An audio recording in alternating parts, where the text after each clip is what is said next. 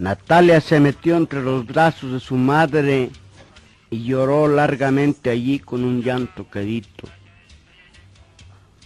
Era un llanto aguantado por muchos días, guardado hasta ahora que regresamos a Cenzontla y vio a su madre y comenzó a sentirse con ganas de consuelo.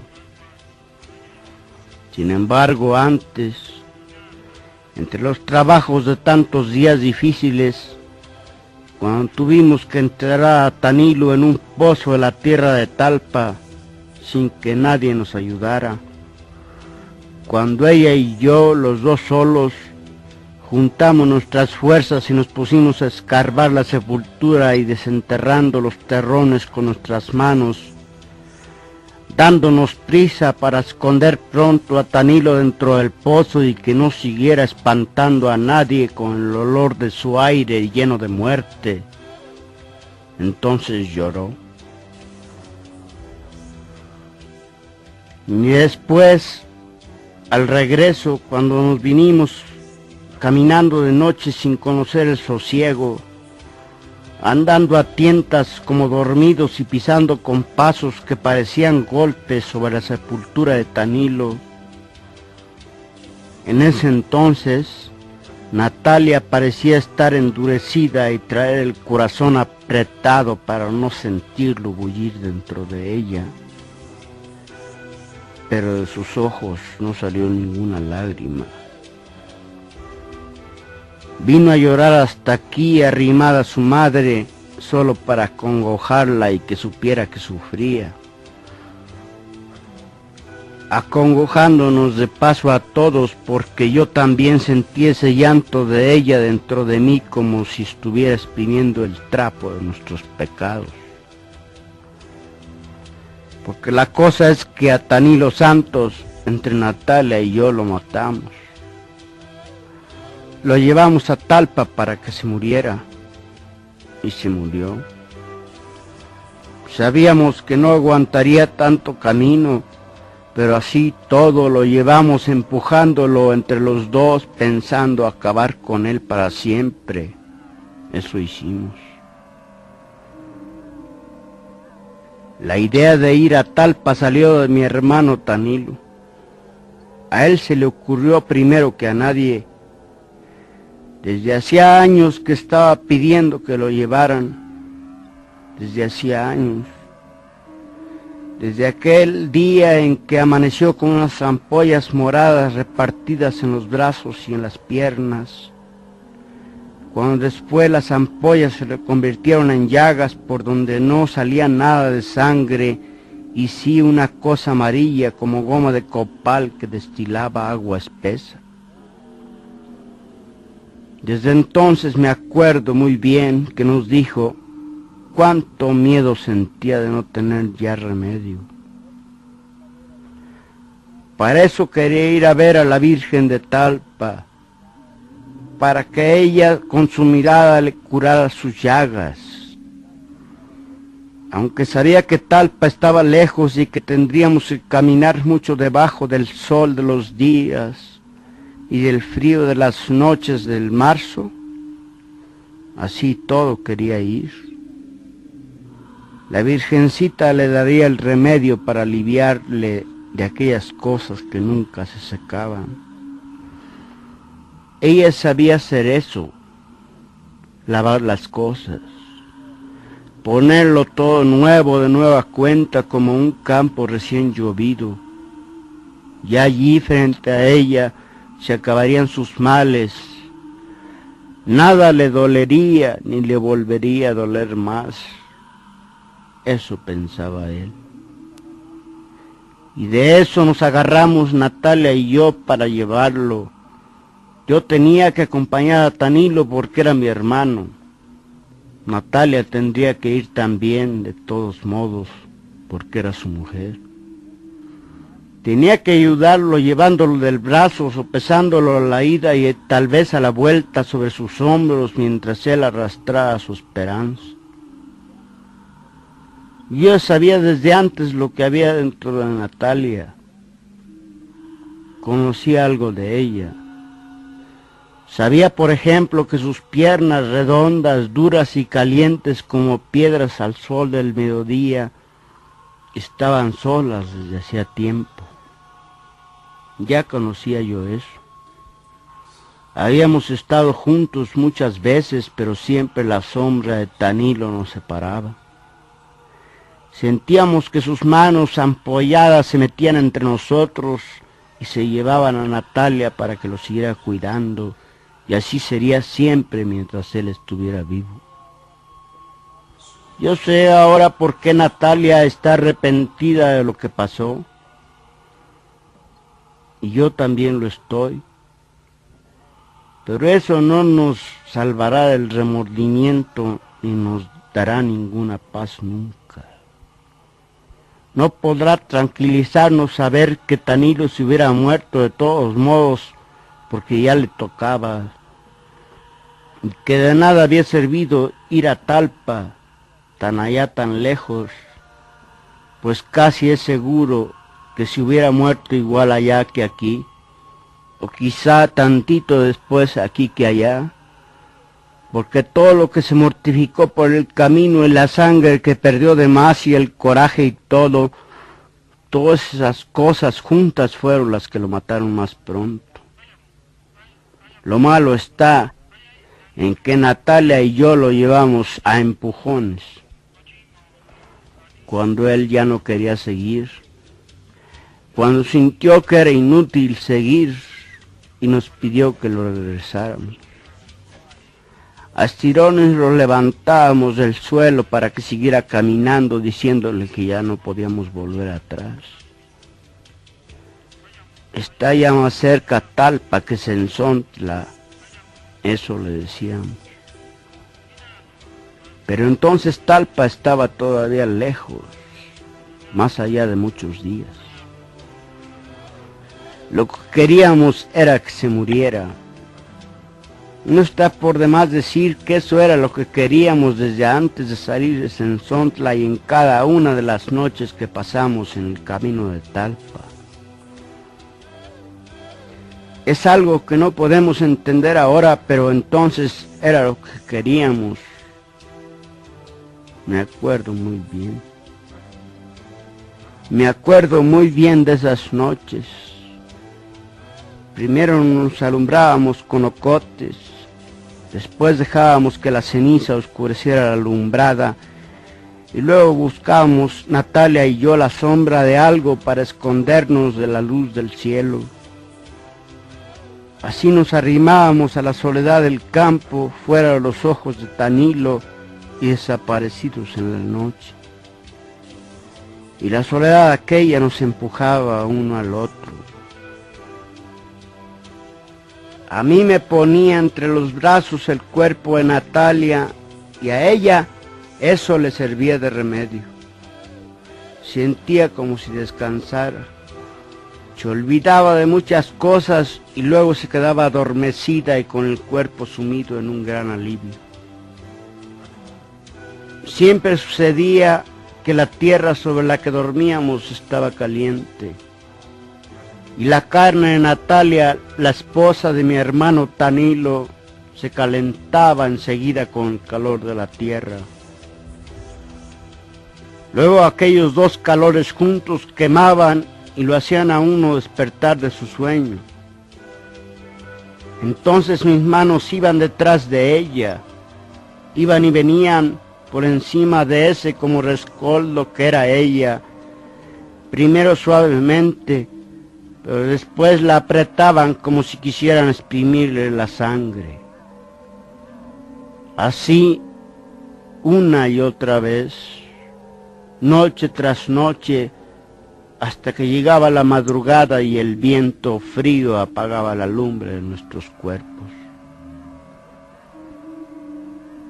Eso hacíamos Natalia y yo a un lado del camino de Talpa cuando llevamos a Tanilo para que la Virgen lo aliviara. Ahora todo ha pasado. Tanilo se alivió hasta de vivir. Ya no podrá decir nada del trabajo tan grande que le costaba vivir teniendo aquel cuerpo como emponzoñado, lleno por dentro de agua podrida que le salía por cada rajadura de sus piernas o de sus brazos. Unas llagas así de grandes que se abrían despacito, muy despacito, para luego dejar salir a borbotones un aire como de cosa echada a perder que a todos nos tenía asustados. Pero ahora que está muerto la cosa se ve de otro modo. Ahora Natalia llora por él, tal vez para que él vea desde donde está todo el gran remordimiento que lleva encima de su alma. Ella dice que ha sentido la cara de Tanilo estos últimos días. Era lo único que servía de él para ella, la cara de Tanilo, humedecida siempre por el sudor en que lo dejaba el esfuerzo para aguantar sus dolores.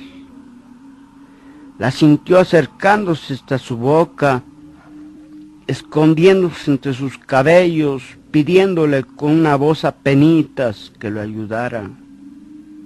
Dice que le dijo que ya se había curado por fin, que ya no le molestaba ningún dolor. Ya puedo estar contigo, Natalia. Ayúdame a estar contigo. Dice que eso le dijo. Acabábamos de salir de Talpa, de dejarlo allí enterrado bien hondo en aquel como surco profundo que hicimos para sepultarlo. Y Natalia se olvidó de mí desde entonces. Yo sé cómo le brillaban ante los ojos como si fueran charcos alumbrados por la luna, pero de pronto se destiñeron, se le borró la mirada como si lo hubiera revolcado en la tierra y pareció no ver ya nada. Todo lo que existía para ella era el Tanilo de ella, que ella había cuidado mientras estuvo vivo y lo había enterrado cuando tuvo que morirse.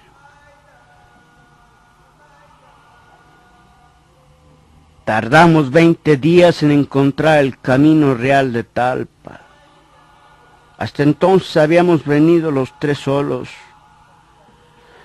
Desde allí comenzamos a juntarnos con gente que salía de todas partes, que había desembocado como nosotros en aquel camino ancho parecido a la corriente de un río, que nos hacía andar a rastras, empujados por todos lados, como si nos llevaran amarrados con hebras de polvo. Porque de la tierra se levantaba con el bullir de la gente un polvo blanco como tamo de maíz, que subía muy alto y volvía a caer, pero los pies al caminar lo devolvían y lo hacían subir de nuevo. Así a todas horas estaba aquel polvo por encima y debajo de nosotros. Y arriba de esta tierra estaba el cielo vacío, sin nubes, solo el polvo. Pero el polvo no da ninguna sombra. Teníamos que esperar a la noche para descansar del sol y de aquella luz blanca del camino. Luego los días fueron haciéndose más largos. Habíamos salido de Sensontla a mediados de febrero y ahora que comenzaba marzo amanecíamos pronto. Apenas cerrábamos los ojos al oscurecer cuando nos volvía a despertar el sol, el mismo sol que parecía acabarse de poner hacía un rato. Nunca había sentido que fuera más lenta y violenta la vida como caminar entre un amontonadero de gente, igual que si fuéramos un hervidero de gusanos apelotonados bajo el sol, retorciéndonos entre la cerrazón del polvo que nos encerraba a todos en la misma vereda y nos llevaba como acorralados. Los ojos seguían la polvareda, daban en el polvo como si tropezaran contra algo que no se podía traspasar. Y el cielo siempre gris, como una mancha gris y pesada que nos aplastaba a todos desde arriba. Solo a veces cuando cruzábamos algún río, el polvo era más alto y más claro. Zambullíamos la cabeza calenturada y renegrida en el agua verde y por un momento de todos nosotros salía un humo azul, parecido al vapor que sale de la boca con el frío.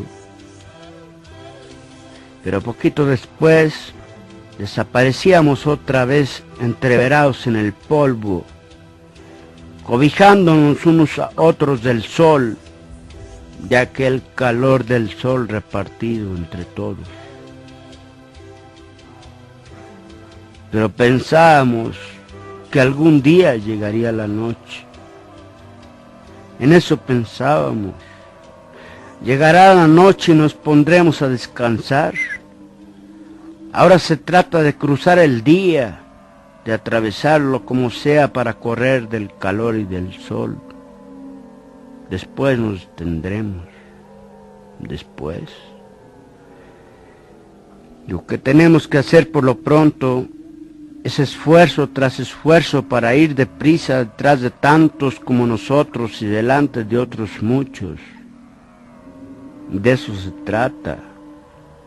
Ya descansaremos bien a bien cuando estemos muertos.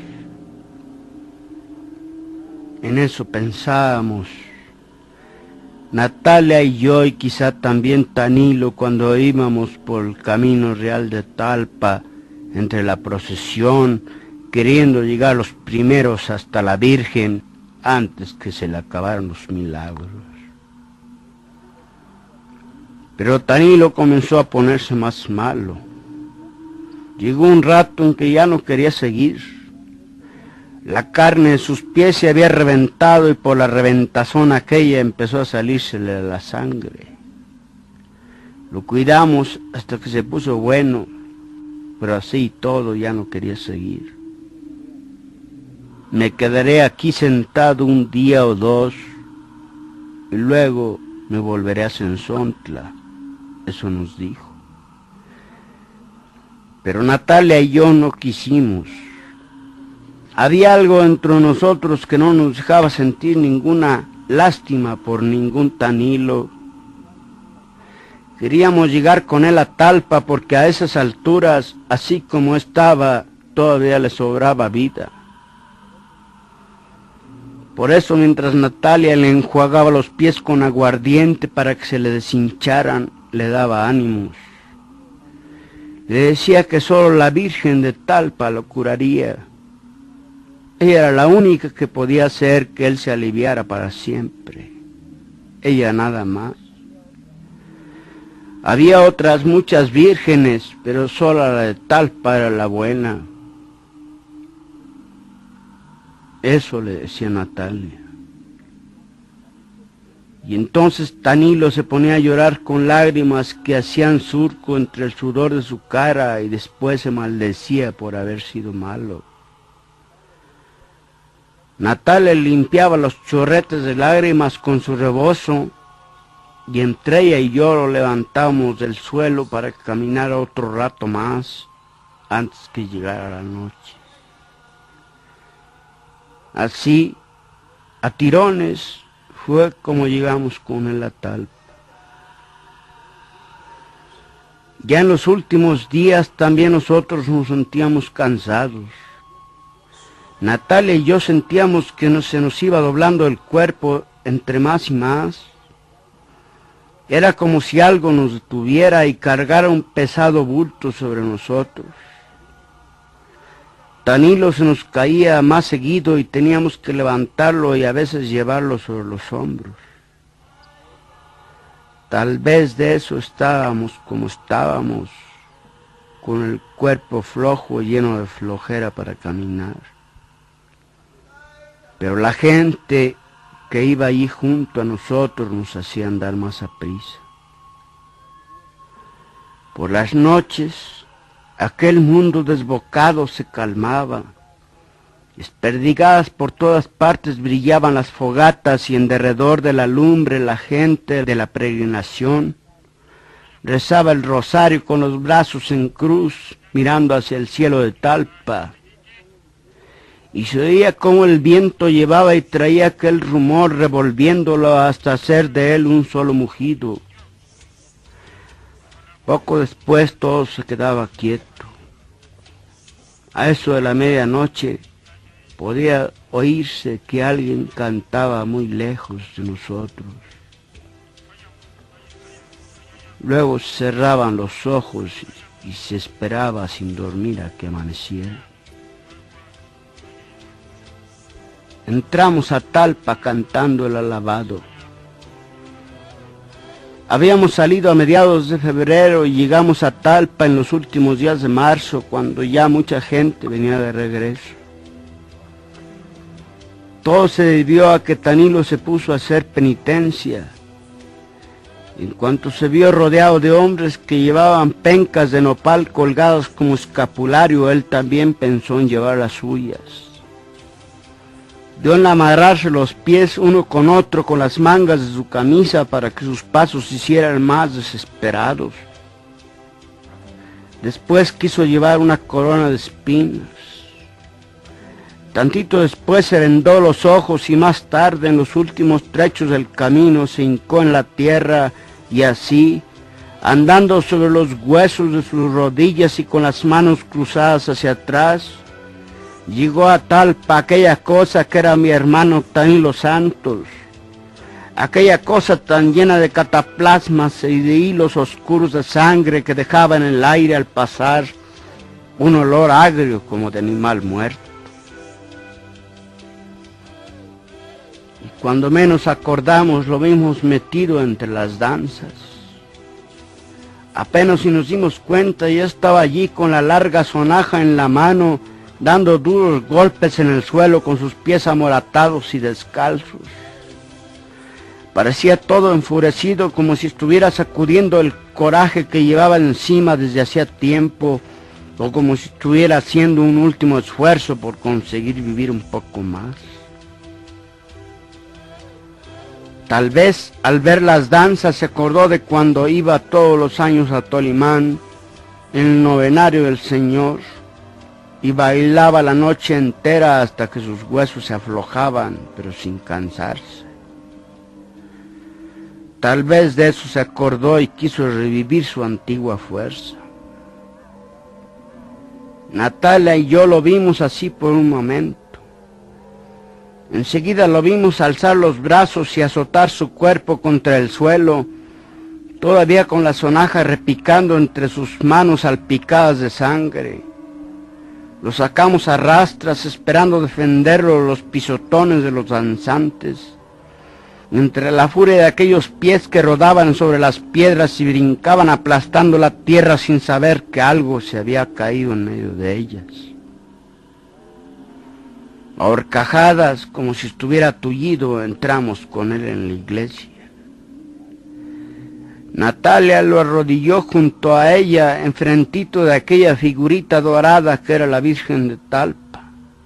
Y Tanilo comenzó a rezar y dejó que se le cayera una lágrima grande, salida de muy adentro, apagándole la vela que Natalia le había puesto entre sus manos. Pero no se dio cuenta de esto. La luminaria de tantas velas prendidas que allí había le cortó esa cosa con la que uno se sabe dar cuenta de lo que pasa junto a uno. Siguió rezando con su vela apagada, rezando a gritos para oír que rezaba. Pero no le valió. Se murió de todos modos. Desde nuestros corazones sale para ella una súplica igual envuelta en el dolor, muchas lamentaciones revueltas con esperanza. No se ensordece su ternura ni entre los lamentos ni las lágrimas, pues ella sufre con nosotros. Ella sabe borrar esa mancha y dejar que el corazón se haga blandito y puro para recibir su misericordia y su caridad. La Virgen nuestra, nuestra Madre, que no quiere saber nada de nuestros pecados, que se echa la culpa de nuestros pecados, la que quisiera llevarnos en sus brazos para que no nos lastime la vida, está aquí junto a nosotros, aliviándonos el cansancio y las enfermedades del alma y de nuestro cuerpo, ajuatado, herido y suplicante. Ella sabe que cada día nuestra fe es mejor porque está hecha de sacrificio. Eso decía el señor cura desde arriba del púlpito. Y después que dejó de hablar, la gente se soltó rezando toda al mismo tiempo con un ruido igual al de muchas avispas espantadas por el humo. Pero Tanilo ya no oyó lo que había dicho el señor cura. Se había quedado quieto con la cabeza recargada en sus rodillas. Y cuando Natalia lo movió para que se levantara, ya estaba muerto. Afuera se oía el ruido de las danzas, los tambores y las chirimías, el repique de las campanas. Y entonces fue cuando me dio a mí tristeza ver tantas cosas vivas, ver a la Virgen allí mero enfrentito de nosotros dándonos su sonrisa y ver por el otro lado a Tanilo como si fuera un estorbo. Me dio tristeza. Pero nosotros lo llevamos ahí para que se muriera. Eso es lo que no se me olvida. Ahora estamos, Natalia y yo, en Sensontla. Hemos vuelto sin él. Y la madre de Natalia no me ha preguntado nada, ni qué hice con mi hermano Tanilo, ni nada. Natalia se ha puesto a llorar sobre sus hombros y le ha contado de esa manera todo lo que pasó.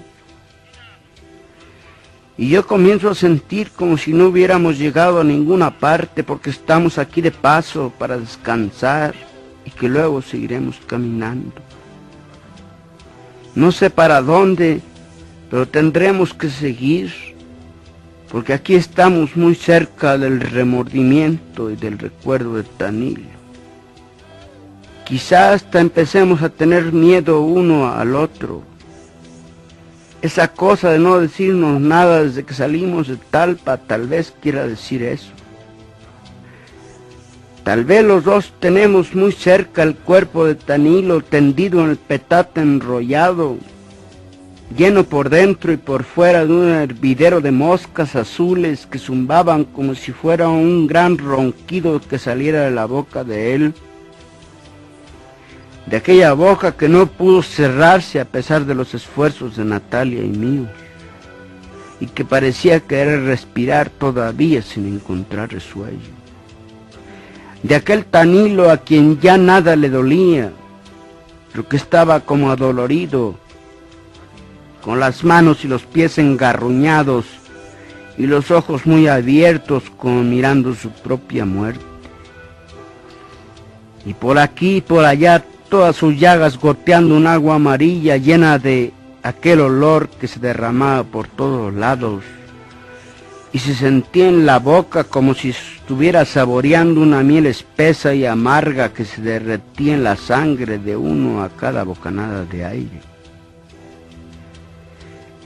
Es de eso de lo que quizá no nos acordemos aquí, de aquel Tanilo que nosotros enterramos en el camposanto de Talpa, al que Natalia y yo echamos tierra y piedras encima para que no lo fueran a desenterrar los animales